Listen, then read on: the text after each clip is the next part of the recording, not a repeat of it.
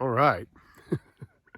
For documentation purposes only, for our own private use and edification. Yes. We are, let's see, it's Thursday, February 11 or 12? Happy February. February. I think it's the 11th of 11, I February. think. And we are in the middle of the Los Padres National Forest. And that is the west that you see in back of us. And we are waiting for the beautiful sunset. We haven't been here before during sunset. I've only stopped here a couple of times during the day. We came out here earlier to collect all manner of artifacts. We filled up a 20 or whatever those are, 20-gallon buckets of Stone Age tools and artifacts. So we'll check those out later. But for now, we are just going to chill, relax. I'm going to look around a little bit for stones and some more artifacts. Might be one right there, might be one right there. So I'm going to have some fun over the next hour as the sun starts to go down. We will document this with video. And also, we're just, I don't know, going to do something like contact aliens. Star people. Star people. We're going to try and reach out to our star brothers and sisters through a new method that has been tested for a couple of years. We just found out about. And we figure, why not try it? What the hell, right? What have you got to lose? So I'm going to walk around a little bit and take a look at what's around, and we'll make some more video later on. What does this button do, I wonder? Bop. Bop. It does nothing. Why do they put the button there then? That's what she said. Okay. So I'm going to go and I think I'm going to stand this up and just kind of let it roll while I look around, and Buffy can chill here and relax. Here we go. Oh, that's lovely.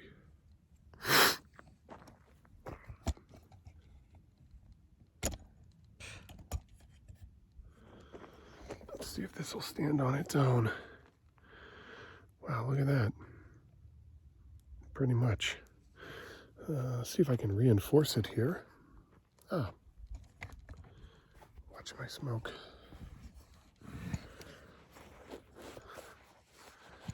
Oh, that's nice. Right there. Yeah. I'm just going to tilt this down a little bit. There we go. Whoa.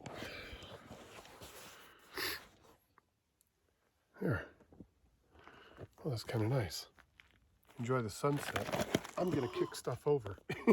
And roll down the hill. And roll. You need to be careful. Down the hill. All right. Okay, let's see. What is this? This is the audio book to guide yourself through a contact. I can listen to that.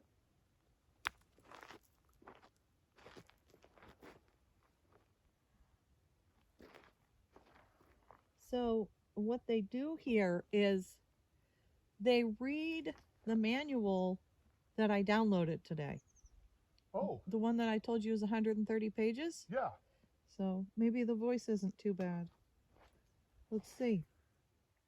Hynek classification system of close encounters had 3 types, with subsequent researchers adding to the list. Close encounters can be broadly divided into 2 groups. The first 4 kinds of contact, CE1, 2, 3, and 4, are all where an encounter with a UFO or extraterrestrial is passive in nature. It is either accidental or indirect, or where ETs initiate the encounter. If it happens, it is often outside of our control. A CE5, on the other hand, is where humans actively initiate contact and where we sustain peaceful bilateral communication with ETs. What does a CE5 look like? It could look like many things, but much of the time, a CE5 is where one person or several people gather together to meditate and send a message to our ET friends. Internal and external messages are received back. CE5s are most often done in the field under the stars to allow for multiple eyewitness sightings of UFOs. When Hynek commenced his study of UFOs, he was very skeptical. But as he studied the topic, he became convinced that not all UFOs could be explained away. By the end of his years of research, he made this bold statement regarding extraterrestrial intelligence, ETI, and extra-dimensional intelligence, EDI. There is sufficient evidence to defend both. Welcome to a CE5 handbook. It is our intention to provide an easy-to-follow and practical guidebook that you can take with you into the field to make contact with our star family. Why make contact? You might be surprised to learn that the purpose of communicating with extraterrestrials is not about getting a visual sighting or endeavoring to save the world. This extraordinary dialogue is really about the gift of the expansion of your own consciousness. In this context, seeing craft or harnessing free energy is irrelevant. But, as a matter of course, these outcomes will naturally manifest as a byproduct of our evolution. Each of you has your own unique path to finding the larger you. Pick and choose from amongst the techniques here, and may they spark your inspiration to create your own recipes for contact. We hope you enjoy creating abundant, exciting, and uplifting experiences with our ET friends. Consciousness expansion is fun. Have fun. CE5 history. CE5 contact protocols were co-created by Dr. Stephen Greer and several extraterrestrials in 1973. The beings shared with Greer the importance of teaching this protocol to humans, which he started to do in earnest a few decades later. Human-initiated contact does exist outside the protocol that was imparted to him. Some examples. Throughout history, shamans of indigenous cultures the world over have a fluid connection to ET. On March 15, 1954, a group of seekers sent a telepathic message into space, designating the day as World Contact Day. They have held many sessions since and attribute a spike in UFO sightings on that day to the event. In the 60s, groups of hippies in the US and the UK sent and received messages from ET. In 1974, Sixto Paz Wells and the Peruvian group Rama started sending and receiving communication, including inviting international press to confirm and report multiple witness UFO sightings that were scheduled at. Did you hear that? I didn't realize that. I'm going to rewind that. I'm going to just show these to the camera real quick and I'll show you. Sure. I'll look as you. Wow. I found this beautiful thin tool. Stone finger. Stone Finger. I think that was a song in the 80s. It's a Kiss song. Yes. This, I believe, is just a little scraper. Oh, yeah. Jesus. I'm paying close attention to beautiful pieces like this Yeah. because I have a theory that these type of rocks that have beautiful character were more than just tools. I think that they were little sculptures.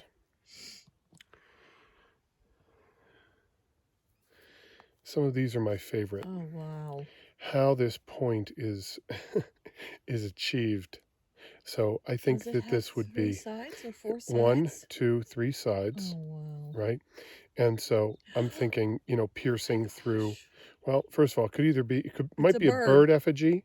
What does that look like?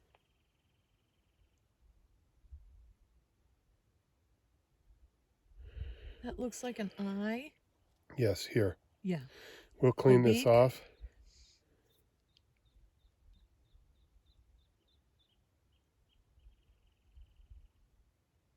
Hi, sweetie. I think it's an eye and a beak, but oftentimes with pieces that are, I guess, regular looking like this, I think that they have, you can see the tick marks there already. I think they have two different purposes. I think it's partially decorative, but I also believe that that you can poke through leather and things like that. You know, if you had to, sew clothing together, leather clothing and whatnot, you need to poke holes, and that would be a really super good hole poker, which is what she said. This I'm going to clean up, but I think that this is a little statuette, a little effigy. I haven't figured out what it is yet. Wow. But we have come to find that whoever the artist was in this area had a very distinct flattening of the bottom of the sculpture, but flattening on a slant.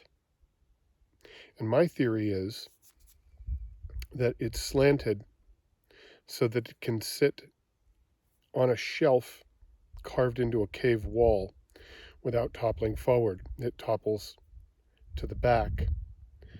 And I think that the shelves are slanted in this way towards the wall, and then these are meant to sit there.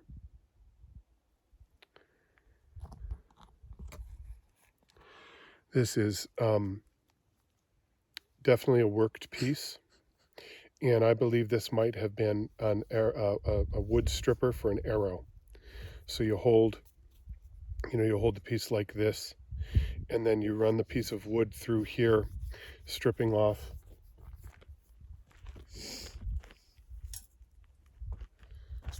bark. Look. Yes. And I mean, It's flying in my face. it works perfectly. It fits and works. Cool. Look at how rounded that is, right? It works absolutely perfectly. So this would be, I think, a tool used to hone down arrows and that sort of thing. And this one really screamed at me. Oh my gosh. I think that this is a snout. Oh. I think this is a bear effigy, Oh. and I think it's two-sided. Oh. But if you look at this side It's here, totally a bear. it's got chips and worked right out of it. So I really think that it's a bear effigy. And if you look here, how can I show this to you? There's a nose, a mouth, a brow. I think it's a human head as well. And look at the other side, the zigzag pattern. This, No. this, here. Here. Here. Oh yeah. I know it's definitely chopped and worked by human hands. It's like the cat. Not It's the crystal cat, yes. but the So rock one. yeah. So this is achieved by taking a stone that was frozen and then thrown in the fire, and then it becomes super brittle, and you can chip it this way to create this effect. I just learned that. But I really believe that if you turn it this way, I think that that's really the money shot there. Wow. There's a human face I here see that. with an elongated head. Right. It does have the bottom, Uh-huh. which it would sit here. Uh-huh. So I'm of a mind. Yeah, this has definitely worked. I'm of a mind to believe that. It's totally a bear. Yeah, and a human head on the other side. Yeah. Yeah. Oh my gosh. I love these jagged ones. Yeah. Yeah. I know. It's looking right at you. I know. I wanted to I wanted to bring a little shrine and build a shrine. And it might just be a profile. Well, there. right, exactly. Yeah, You but know, they're not necessarily counting that because here it's a bear, yeah, right? I like the elongated head though. Yeah, I, yeah. I Yeah. think that there's a few pieces that we have found. Here, Yeah. I just picked this up off the ground. It's a worked Oh, edge yeah. scraper. You know, you kill a bird or a squirrel or something, and you just scrape the meat away from the bone, and there are scrapers everywhere. You can clearly see, And that could be a Swatchy.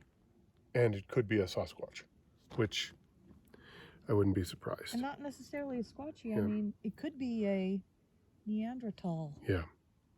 Yeah. I mean, because you would The profile is sculpt very what you see, yeah. right? correct. You wouldn't see yourself, No, but you would see your wife. your Sasquatch wife. Hashtag Sasquatch wife.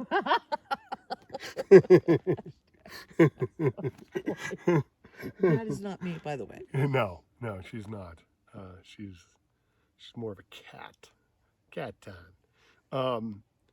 So I mean, you can clearly see the worked edge here, right there, and it's almost like little teeth, right? That's worked by human hands. Come on now. All right, I'm going to take these back to the car because I don't want to lose these. This audio book reads that book. Yeah, I'm gonna come back and listen to them and have some coffee. It says that when Greer was abducted, or remember he said like in 73 he had a yeah, encounter. yeah. It says they taught him how to teach us. Buffy, that's what I said. That's what I said the abductions are See, about. They're and he about communicators. And the way he says things, he didn't say that. He said, oh, that's right. He said he had a near-death experience. And then after that, he Right. just didn't explain. Yeah. Okay. Run these to the truck. I will be back and then we'll listen to that. I will try not to pick up 700 pieces on the way to the truck. You better pick him up.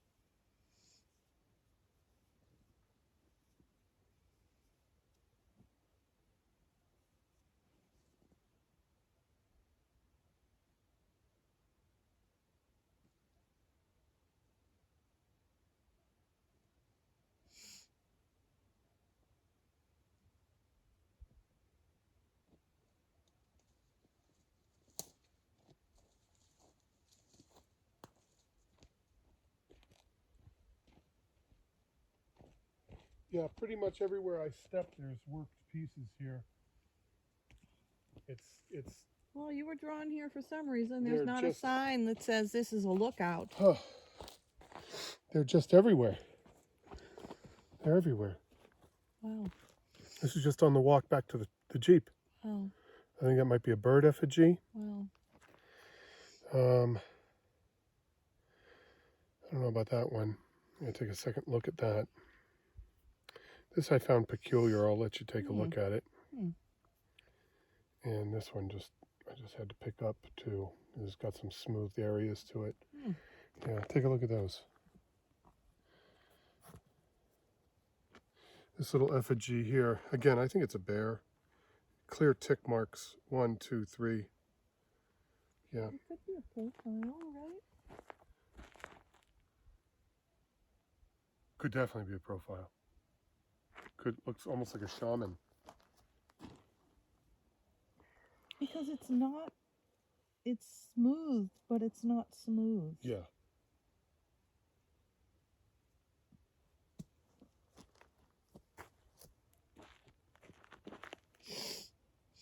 Oh, big hammerstone.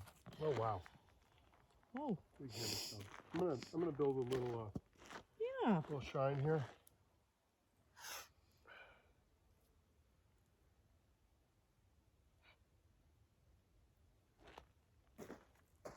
Make us a rock stack. Yeah, I'm gonna give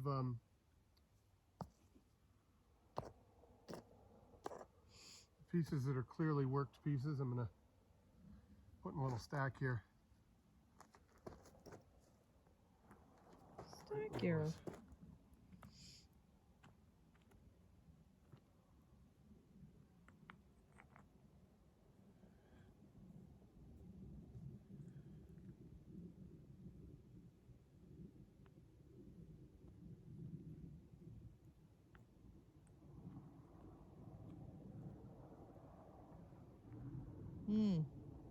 That's nice. I mean, they just fit together. Yeah, There's a point. yeah. Here's a point. I mean, we're I don't know why I have to build a shrine. I mean, we're literally sitting on top of a trove of. But why wouldn't there be worked? Oh, here's a burnt piece. Oh, wow. That's a piece with charcoal on it. Why wouldn't it be? You know, just as we're sitting here, you know. Oh my gosh, look at the sky. Yeah. Jesus, I'm gonna have to sit down. Yes. Just like we're sitting here enjoying the view and doing some work.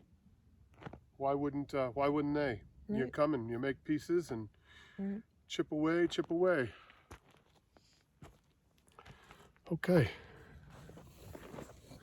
I think I'm going to go ahead and connect this before I sit down, and that way we can film some more. So now look at that. Wow. Okay. Another video coming up.